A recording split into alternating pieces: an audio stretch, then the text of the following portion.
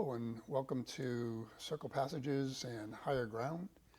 We're here at TC Media, TCTV in Olympia, and Heather and I are going to talk today about Vision Quest, and actually one that you did just recently. And there was something you mentioned, I think right away after we had a chance to talk. I wasn't able to join you and Jordan and the rest of the folks, but about the youth who were at it was their quest. So young people, I think is how you put that. But Yeah, it was wonderful, and it was a beautiful affirmation of how transformative it is for young people and to go. And we went to the beach, which we'd been to before, but a lot more sitting on the beach. I guess we were in chairs before when we did the other rite of passage on the beach. But one of the cool emergent phenomenon was that sitting on the beach, which is what we did, not in chairs, but on the sand, people just naturally created these mandalas or sacred geometric patterns and drawings. So it was this really cool art form in the sand. Who doesn't like sand? And then it was really beautiful to see what emerged in terms of their experiences. And each one was super transformative and affirming, and it was beautiful to watch the progression from more isolated, more nervous, anxiety, working through different things, and then to see how cohesive, like transformed individually, but also collectively, they were coming away as a group. We drove back together, and we drove there together as well. But going back, we had music, and it was very like Kermit the Frog. different vibe, isn't Different it? vibe Yeah, going and coming. Yeah. definitely. And I'm sorry, we probably should have kind of explained Vision Quest to What? begin with, Yeah. for those who are joining us for the first time, Yeah. perhaps. But Yeah, Vision Quest or rite of passage. So, and a lot of that is about an initiation. So a big transformative step. And culturally, those are usually like the big steps where the community helps you. It's such a big step that you don't just do it on your own, you do it with the support of others and community. And the Vision Quest aspect is to see kind of where you've been and where you're going. And especially emergent adults is that term we use for that age. It was 16 to maybe 24 was the age range. So who am I? Where have I been? Where am I going? As people embark on their life, to get a sense of, if you're going to get a calling, what am I going to do? It helps to know who you are, A. And then the idea in all different cultures is to facilitate that. So to have people help initiate through different ritual, self-emergent ritual. We've talked about some, so self-generated, so it's not religious, it's you making meaning out of acts. And so setting up a container, we would start in circle and then we would go out and we would come back. So reflection and then going out with a prompt usually, and progressing. We did it almost all on the beach because everybody wanted to be on the beach. great spot, yeah. Yeah, great spot. But the idea is to go from preparation and separation from the past, leaving something behind. And initiation, even though we'll tie in the circle, is really kind of like a line in the sand in the sense of what am I leaving behind? And then you go into this liminal space, this transitional space. And limin is actually a threshold. When you enter a sacred space, you take your shoes off and you have to step up over it. So this liminal space is the transitional space in between. And so you aren't yourself from the past and you aren't yourself in the future yet. You're just in this space of becoming. And in that space, you get a vision, and we kind of cultivate or create a space to hold that of where you're going. What is your calling? What is it that you want to do? And even if it's a small step, it doesn't have to be the life calling, like the giant step. It's whatever step. So a lot of people came with specific healing that they wanted to do. So that could be part of what they're leaving behind, and healing could be part of the outcome that they're stepping into. Yeah, and then so separation, transformation is what I call that intermediate step, and that's kind of the heart, that's the solo vigil. And then integration is storytelling, regrouping, and then integrating what your vision has been so that you can go back into your family and your community and your life and live it instead of forgetting it or leaving it at the beach. Yeah. Good place for it to happen. Yeah. So actually starting, like you said, on the beach, as far as looking at the separation, probably talking about that. What, like you said, what would you like to do while you're here during this time?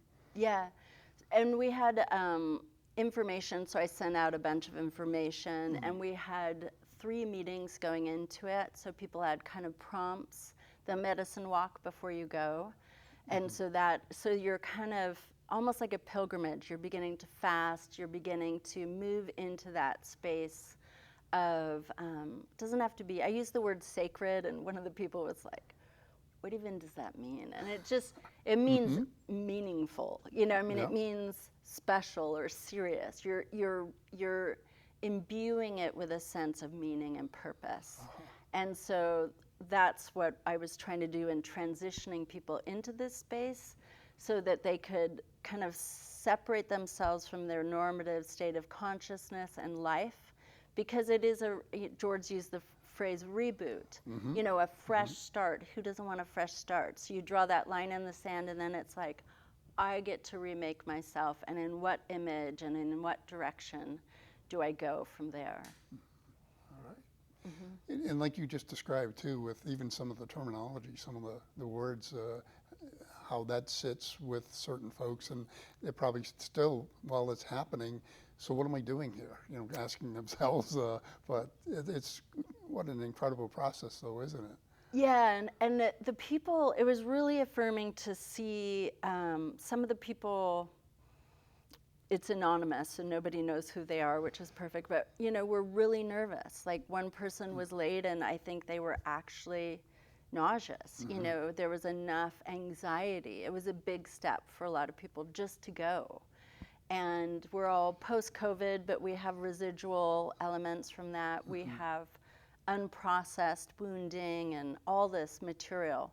And so it was beautiful to see the transition from that to how comfortable they were with themselves and with others afterwards. And one of my favorite quotes at the end was someone who said it renewed or restored their faith in humanity.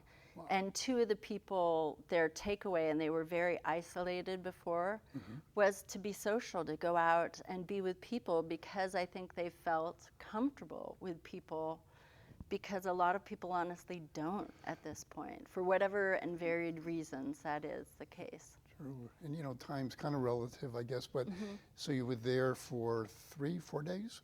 Or 5 days, okay. 4 nights, and we had a beautiful place that I'm definitely going back to, and we had 17 elk. I showed you the picture. It was so cool. So it was a place on Hip Camp. It was Nescoin Beach, so it's just this gorgeous it's not a beak, beach with the beautiful Oregon coast with the rocks, like Cannon Beach, Haystack Rock, except more private. And there was actually a totally private beach, or this main beach that still was quite private, and it had a bunch of different waterways. There's some great pictures of people in kind of lagoony pools that were made by the water, swimming, and the place where we were was super private, so it was way up on the hill. You could see the water from the camp, and it was huge, and it had this huge field next to it, hence the 17 elk. But it was really nice, honestly, as someone who was endowed with the safety of these younger people, to have a place that felt totally safe. We were way up the hill, nobody knows where you are, had places where people could camp more isolated, but also in close. We actually could have a fire, the fire with the the flames and the embers going up to the stars, super Wow. beautiful. So yeah, it was really lovely. And you mentioned, the safety part, because and you were just saying too, sometimes, isolating yourself a little bit, so it's kind of like going off in a kind of a typical quest of going solo for a period of time, whether it's a day or 2 or 3, and fasting and kind of there on your own, if you would. But that's quite an adventure in itself, isn't it? Yeah, no, it's wonderful. It has a bit of that technology detox. You know, we have the technology addiction and nature deficit addiction disorder. So you're getting in nature, getting off your cell phone. It was a little bit of an amended structure because everyone loved the beach. Like the beach is so beautiful. And it had this big island, this stone island that you could climb up, and even had some kind of ropes course action on it. So it was very cool. Wow. So it wasn't as isolated. Even the solo quest, we went in silence to the beach, but people wanted to be at the beach. We got ice cream the first day. Honestly, we Part ate of the fast. we ate so well. So we had like Thai food, Indian food, hobo stew. Yeah, I've got the food part down. Yeah. Well, when you have young folks, sometimes you've got some pretty healthy appetites too. So Yeah, being on the beach. and the big thing was to have it be fun. Like we've talked Yes, about, yeah. people aren't used to the hardship in certain ways that we had in the past, like the austere wilderness quest. But also, people have had their own hardship. Like some of the people, because some of the people I know as clients are in different ways, and they'd had a lot of hardship. They didn't need that facilitated for them. So having it be fun and a positive experience, and to cultivate that, was really, in that sense, Buck, it was interesting to see how malleable it is, group to group, where I do think there's a lot where it's like, okay, this group needs X, or even this person needs this. And so there were adjustments, and it was beautiful and fun. So even the ice cream was okay. And that's pretty amazing too, is just to kind of read the situation, if you would, or kind of get a sense of what's taking place, and kind of go with the flow, I guess, like you're just talking about. So Yeah, it's the archetypal, so the universal structure, but then that bare bones approach allows it to change because it's so simple and basic, the circle work. It allows it to change to fit everybody. And so with the prompts too, like leading people out with a little bit of ritual, a little bit of prompt, and then people could take it where they wanted to. And some of them had really crazy, powerful experiences that I can't get into too much. But yeah, I was surprised and amazed by some of the different experiences, and it was very affirming. Some of the ways that it healed people that were really unique to their situation and their own healing needs.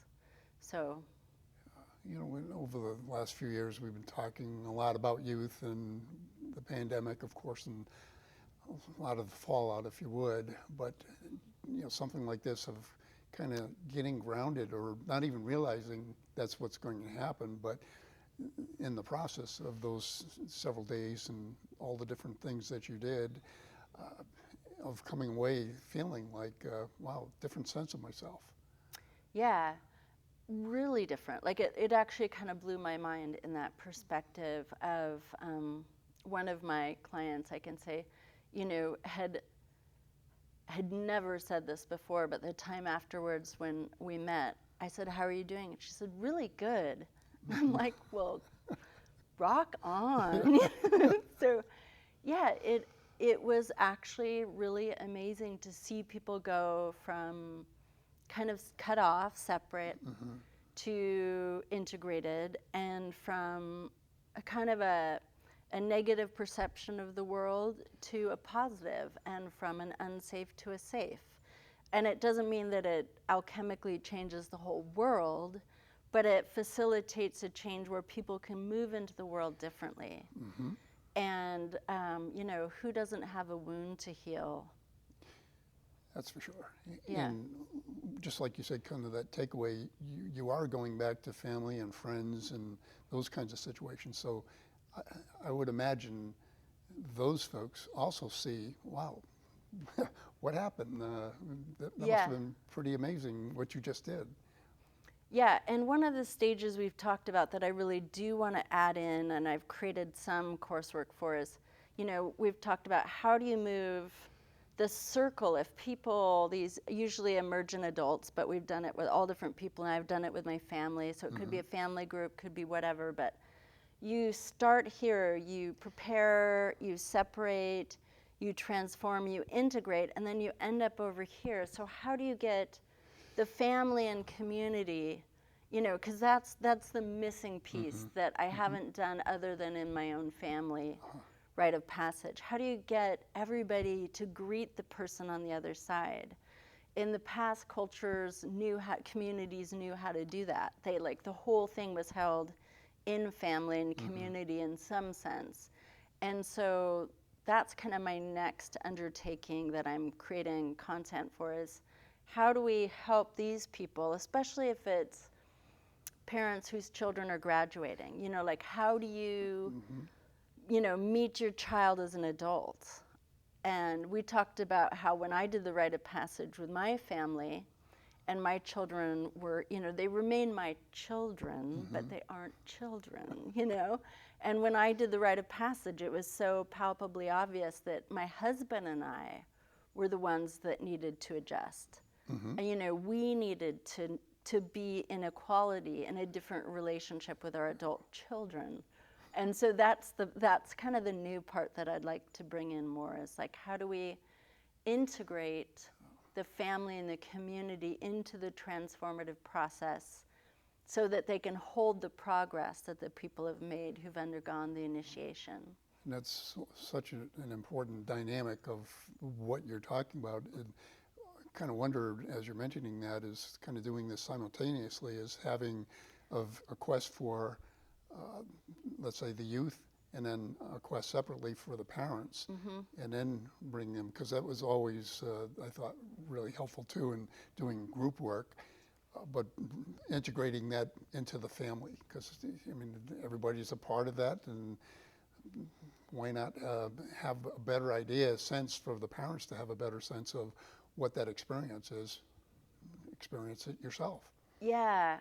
I totally agree. And I have content, and I had imagined a longer course, we'd talked about that, but where you can meet with the family or the partner, whatever it is, or it could be a group from work or whatever, and you meet with them once on each side of the initiation. I have some content to help the family transform, especially the emergent adults, because it's such a big transition from child to adult. And obviously it's not an instant thing, we're all adulting.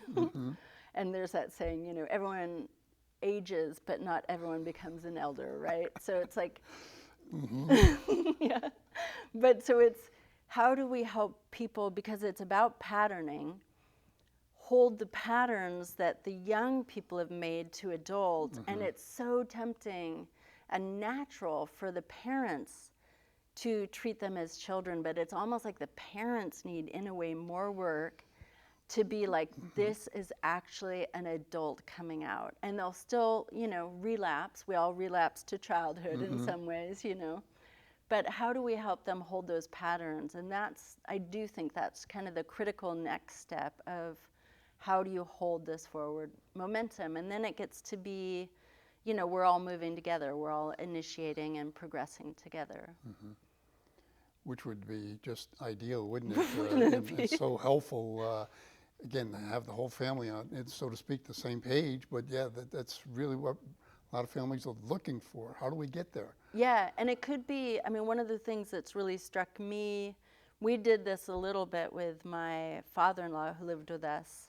And at the end of his life is to hear elders, older people's stories.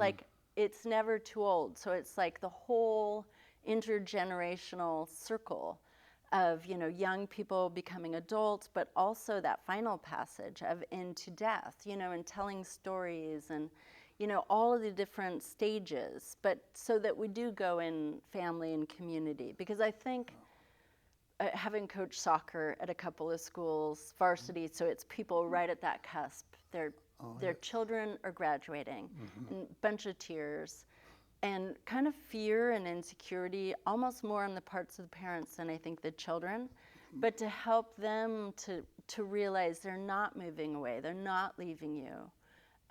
They're coming back, they're just coming back changed. It's a different relationship. Which is, again, it's scary, like you say, to kind of cut that cord and the strings, but at the same time is, you know, it's kind of like waiting for that person to return again, that family member. Yeah. But I think, again, it would be so helpful to have a quest where all of the family is involved with it in some way or fashion. So it just, you know, you're taking that forward too, even as you're going away to college or whatever it might be for that other experience. So.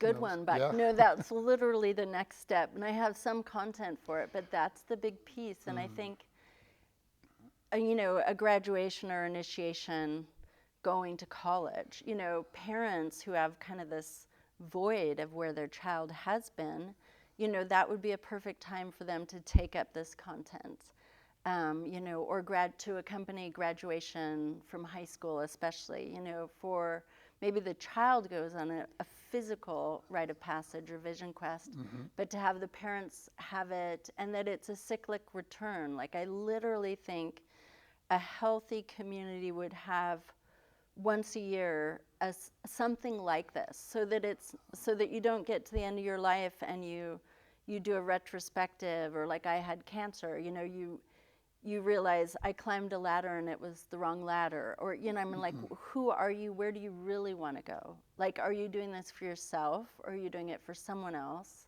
They're the big questions that we don't give due consideration in our culture.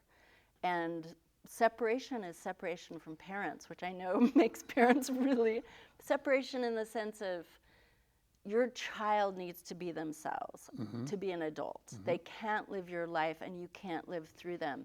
And there's a lot of overlap. So it's, some of the rituals have to do with cutting cords, like, but then you hold it again on the other side. So it's just a different way of holding it. It's not that you're detached forever, but you're holding it differently. And then the tragedy, and, you know, it's a natural consequence, but the people who leave and don't come back are the ones who haven't been allowed to be themselves. So it's, you know, it's a really important stage.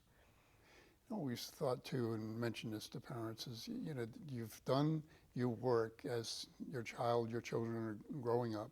You know, you've taught them what values are important to you as parents, and at some point it's kind of like, it's not easy, but to let them go with that. You know, we all have to make our own mistakes, and we continue to do that anyway. It just doesn't turn a certain age, and well, there no more of that stuff. Right. But it's, you know, that's a tough point right there for parents to, like you were just talking about, for those who don't come back. You know, and that's a sad situation. But if you can kind of set it up beforehand where it's always open. You know, obviously you're always welcome, but again, I think we've strayed so much. We just don't do the rites of passage in that family component, like you were talking about, how important it is for elders to have what they have been through to share with the rest of the family. Just so helpful, isn't it? Yeah, and to be honored and seen. Yes. My father-in-law was so happy to tell his stories, especially to my children, his grandsons. And so to hold and honor him, you know, before his passing. So every rite of passage, and there, you know, the classic ones are, you know, the rite of passage, becoming an adult, but, you know, giving birth, marriage, retirement, any the initiations we don't necessarily want, cancer, you know, but dying, which people definitely are not thrilled about usually, you know, but those are the big times where it's like, this is a time to come together. And it makes me think of family reunions. And I don't even think we have them as much anymore, but that's another time and way to look at it, is like the coming together as a full circle, that intergenerational healing wholeness. And how can we also continue to connect?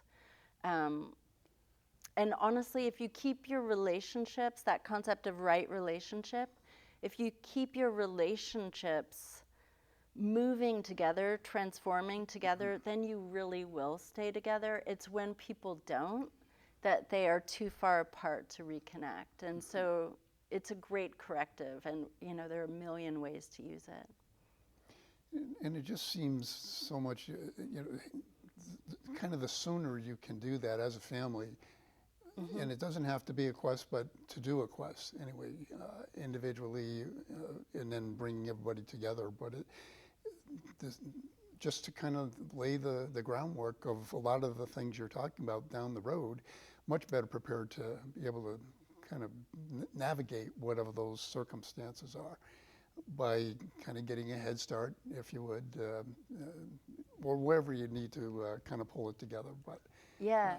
wonderful stuff. Yeah, and actually, a lot of people have children, or they're preparing to have children, and that's when I just created an intergenerational healing course because of clients who kept having that, you know, how do I heal my family wounds from the past so that I don't, you know, project them and reintroduce them into my family, or even if I've had my family, how do I, you know, so a lot of it is around parenting and that beautiful motivation of love for your children, where you're like, I want to heal this. And we're going to continue with that. Yeah. Hopefully our next show, and actually to really do more of the quests. And but thank you very much for sharing how this most recent quest went, and sounds like it was a real hit for everybody who was there, but especially for the questers. Yeah, everyone. Yeah. Who doesn't love the beach? Definitely. Yeah, thank you, Buck. Thank you too, and thank you for tuning in, and we will see you next show. Thank you. Yeah. Was going to ask you, but I realized we weren't going to have enough